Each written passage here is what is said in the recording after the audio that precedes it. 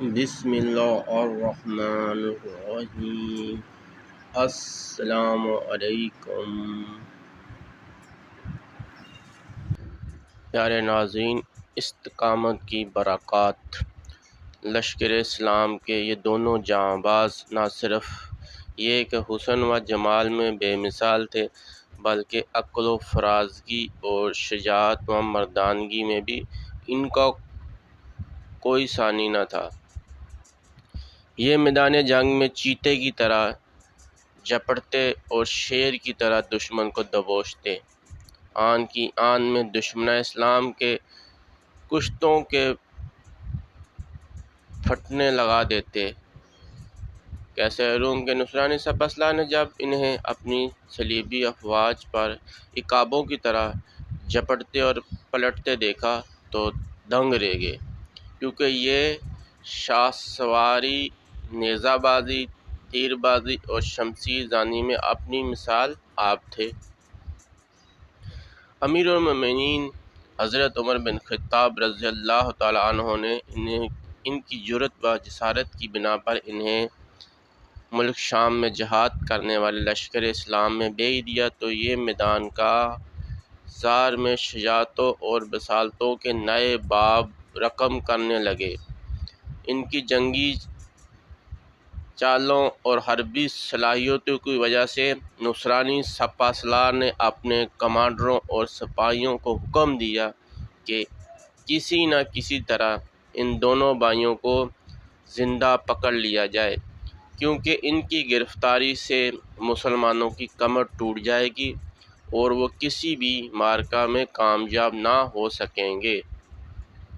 چنانچہ نصرانی کمانڈروں نے اپنے سپہ سالار کے فرمان کے مطابق اپنی تمام تر توجہ انہیں زندہ گرفتار کرنے پر مرکوز کر دی، اور طویل جدوجہد کے بعد ایک کو شہید کرنے اور دوسرے کو زندہ گرفتار کرنے میں کامیاب ہو گئے۔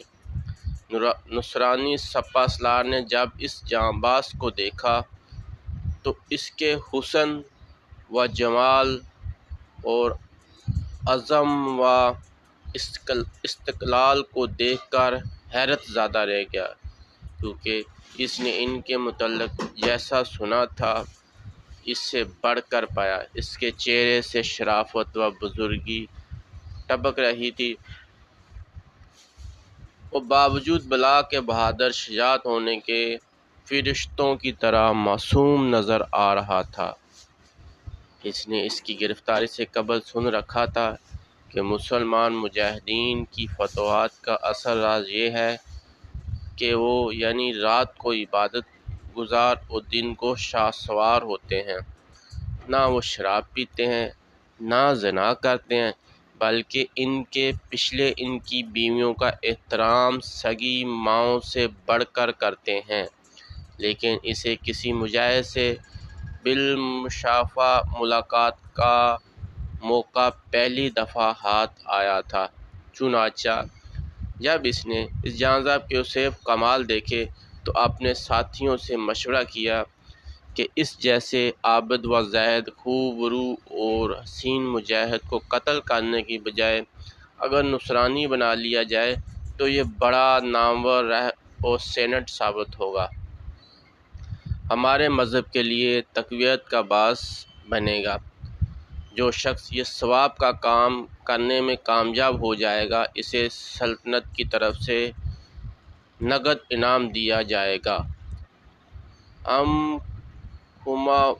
ثواب کے مصداق جب دربار کے پادری نے ثواب اور انعام کا اعلان سنا تو اس کے منہ میں پانی آ گیا۔ اس نے بادشاہ سے درخواست کی اس مسلمان جانباز کو میرے سپرد کر دیا جائے، میں چند دنوں میں اسے نصرانی بنا لینے کی ضمانت دیتا ہوں۔ جب بادشاہ نے اس سے اس کے پروگرام کی تفصیل پوچھی تو اس نے بتایا کہ بادشاہ سلامت، یہ عرب کے لوگ عورتوں کے رسیوں و شوقین ہوتے ہیں۔ میرے پاس ایک نہایت ہی حسین و جمیل بیٹی ہے، جب میں نے وہ اس کے سامنے کر دی تو یہ چند دنوں میں ہمارا دین قبول کر لے گا۔ بادشاہ نے جب یہ بات سنی تو اس کی خوشی کی انتہا نہ رہی۔ اس نے مجاہد اسلام کو پادری کے گھر ٹھہرانے کا فرمان جاری کر دیا۔ چنانچہ پادری اس مجاہد کو خوشی خوشی اپنے گھر لے گیا اور اسے مہمان خانے میں بٹھا کر خود اندر چلا گیا۔ اپنی 18-20 سال کی خوبرو اور نوجوان بیٹی کو ثواب اور انعام پر آمادہ کرنے لگا، جس پر اس کی بیٹی نے مذہبی جوش و خروش سے اس فریضے کو سر انجام دینے کی حامی بھر لی۔ اس کی نوجوان بیٹی نہا دھو کر زرق برق لباس زیب تن کر کے سر میں خوشبو اور آنکھوں میں سرما اور گلے میں زیورات پہننے لگی۔ پادری نے اس عرصے میں شراب، کباب، پھل کھانا تیار کر لیا اور اپنی بیٹی کو مہمان کی ہر خواہش کی تکمیل کرنے کا حکم دے کر دروازہ بند کیا اور خود باہر چلا گیا۔ جب لڑکی نے بن سنور کر اس نوجوان کے آگے کھانا رکھا اور تمیل ارشاد کے لیے حاضر باش کھڑی ہوئی تو یہ دیکھ کر حیران رہ گئی کہ اس مجاہد اسلام نے اس کی طرف نظر اٹھا کر بھی نہیں دیکھا۔ اس نے اپنی نگاہ نیچے کر لی اور پانی کے ساتھ وضو کر کے عبادت میں مصروف ہو گیا۔ اللہ نے اسے سریلی آواز، خوشحالی سے قرآن کی تلاوت کرنے کا ملکہ نصیب فرمایا تھا۔ جب اس نے میٹھی آواز سے قرآن پڑھنا شروع کیا تو اللہ نے اسے ایمان کی پختگی اور قلب کی سلامتی عطا کر دی۔ وہ حور تماشا اپنا پروگرام بھول کر تلاوت قرآن پر اس قدر فدا ہوئی کہ وہ کھانا پلانا بھول گئیں۔ وہ مسلمان ہونے کا سوچنے لگیں۔ جب اس کے حال میں 7واں دن گزرا تو لڑکی کا پیمانہ صبر لبریز ہو گیا اور وہ نوجوان کے قدموں میں بیٹھ گئی اور کہنے لگی، تجھے تیرے دین کا واسطہ دیتی ہوں، ذرا میری بات بھی سن لو اور میں مسلمان ہونا چاہتی ہوں۔ اس نے کہا، اچھا بات کر، میں سن رہا ہوں۔ کہنے لگی، مجھے مذہب اسلام سے آگاہ کیجیے کہ وہ کیسا مذہب ہے اور اس میں داخل ہونے کا طریقہ کیا ہے۔ مجاہد اسلام نے اس کے سامنے اسلام کی خوبیاں بیان کیں تو وہ مسلمان ہو گئی اور نماز کا طریقہ سیکھنے لگی۔ جب اس نے نماز سیکھ لی تو کہنے لگی، بندہ خدا، بے شک میں مسلمان ہو گئی ہوں، لیکن رہنا میں تیرے ساتھ ہی ہے۔ کیا مطلب؟ نوجوان نے گھبرا کر پوچھا۔ اس کا مطلب یہ ہے کہ مجھ سے نکاح کر لو۔ لڑکی نے دل کی بات کہی، یہاں نکاح کیسے ہو سکتا ہے؟ نہ کوئی ولی ہے اور نہ گواہ۔ جب اسلام میں ولی اور گواہوں کے بغیر نکاح نہیں ہو سکتا۔ اگر تو یہاں سے رہائی کا کوئی تدبیر کرے تو ایسا ممکن ہے۔ یہ میری ذمہ داری ہے، میں یہ کام کر سکتی ہوں۔ چنانچہ اس نے اپنے باپ کو بلایا اور کہا، اے ابا جان، یہ مجاہد اسلام مجھ پر فدا ہو گیا ہے اور اس کا دل نرم ہو گیا ہے۔ میں نے اسے نصرانیت قبول کرنے کی دعوت دی ہے، لیکن اس نے یہ عذر پیش کیا ہے کہ جس شہر میں میرا بھائی قتل ہوا وہاں میں یہ کام کیسے کر سکتا ہوں؟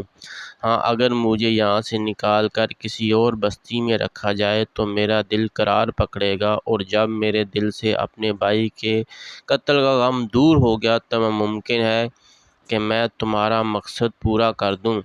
ابا جان، اگر آپ مجھے اس کے ساتھ دوسرے گاؤں بھیج دیں تو میں ضمانت دیتی ہوں کہ یہ ہمارے مذہب میں داخل ہو جائے گا۔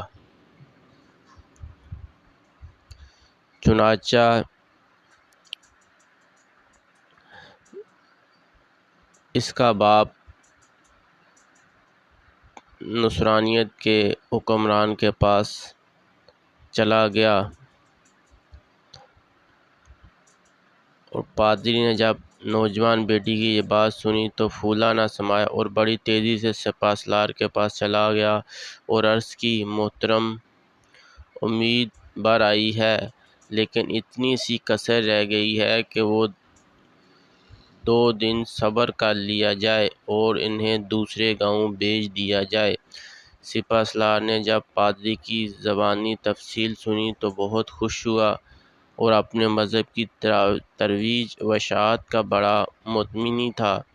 اس کی سب سے بڑی خواہش تھی کہ کاش دین نصرانیت کا دنیا کا بڑا مذہب بن جائے۔ چنانچہ یہ جوڑا قریبی گاؤں میں چلا گیا، لیکن کیا مجال کہ اس نے دن کی روشنی یا رات کی تاریکی میں سے ہاتھ بھی لگایا ہو۔ تنہائی میں غیر محرم مرد اور عورت کے درمیان تیسرا شیطان ہوتا ہے، لیکن مسلسل جہاد کرتے اور جان ہتھیلی پر رکھنے کی وجہ سے نوجوان کے ایمان میں اتنی قوت پیدا ہو چکی تھی کہ شیطان کو حملہ کرنے کی جرأت نہ رہی۔ جب تیسرے دن کی رات ہوئی تو یہ دونوں عشاء کے بعد وہاں سے نکل پڑے اور ساری رات چلتے رہے۔ جب صبح صادق کا وقت ہوا تو دونوں راستے سے الگ ہو کر نماز کی تیاری کرنے لگے۔ ابھی یہ نماز ہی میں تھے کہ یکایک گھوڑوں کی ٹاپیں سنائی دیں۔ نوجوان نے کہا، بندی خدا، ہم پکڑے گئے ہیں، یہ تو نصرانی کا دستہ ہے اور ہم پر چھاپا مارنا چاہتا ہے۔ ساری رات چلتے چلتے ہمارا گھوڑا بھی تھک گیا ہے۔ وہ کہنے لگی، افسوس، تم ڈر رہے ہو، خوفزدہ ہو گئے ہو۔ اس نے جواب دیا، ہاں۔ وہ کہنے لگی، وہ بات کہاں گئی جو آپ نے مجھے اپنے رب کی قدرت کے متعلق بیان کی؟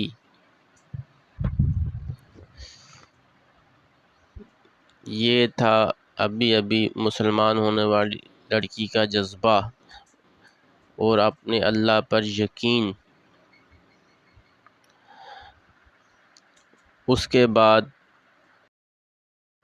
آؤ ہم اللہ کے سامنے گریہ بازی کریں، شاید وہ ہماری سن لے اور ہماری مدد فرمائے۔ اس نے کہا، ٹھیک ہے۔ چنانچہ دونوں نے بڑی آہ زاری اور گریہ بکا سے دعا کرنا شروع کر دی۔ ابھی یہ دعا کر رہے ہی تھے کہ انہیں ہاتف غیبی کی آواز سنائی دی، غم نہ کرو، نہ ہی خطرہ محسوس کرو، یہ آوازیں ملائکہ کی ہیں جنہیں اللہ نے تمہاری مامت کے لیے بھیجا ہے اور یہ تمہارے نکاح کی تقریب میں شامل ہوں گے۔ چنانچہ یہ اپنے گھوڑے پر چلتے رہے، صبح کو مدینہ پہنچ گئے اور اس وقت امیر المومنین نماز فجر پڑھا رہے تھے۔ آپ رضی اللہ تعالیٰ عنہ کی عادت مبارک تھی کہ یہ سو کر جاگنے والوں اور وضو کرنے والوں کی خاطر وہ جماعت سے مل سکیں، پہلی رکعت کو لمبا کرتے تھے اور اس عرصے میں مسجد بھر جاتی تھی اور دوسری رکعت ہلکی پڑھتے تھے۔ نماز فجر ادا ہوئی تو اس کی تقریب نکاح منعقد ہوئی اور یہ سلسلہ ازواج میں منسلک ہو گئے، یعنی آپس میں نکاح کر لیا، شادی ہو گئی ان کی۔ اگر آپ کو یہ ویڈیو پسند آئی ہے تو میرے چینل کو سبسکرائب کریں اور بیل کو پریس کر کے نوٹیفیکیشن آن کریں تاکہ ہر آنے والی ویڈیو آپ پر بآسانی پہنچ سکے۔